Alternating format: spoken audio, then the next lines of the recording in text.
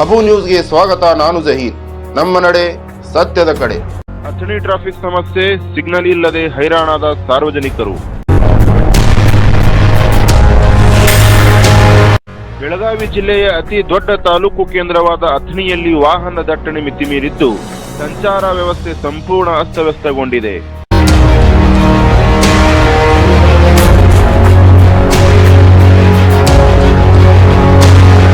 ಅಂಬೇಡ್ಕರ್ ವೃತ್ತ, ದೇಸಾಯಿ ಸರ್ಕಲ್ ಮತ್ತು Basaveshwara ವೃತ್ತಗಳಲ್ಲಿ traffic signal ಇಲ್ಲದೆ ಸಂಚಾರಕ್ಕೆ ಭಾರಿ ಅಡಚಣೆಯಾಗುತ್ತಿದೆ.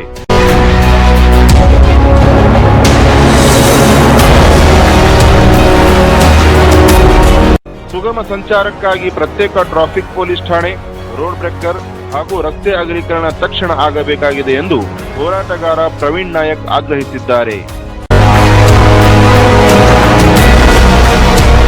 Bureau report, Mahesh Sharma, Athani.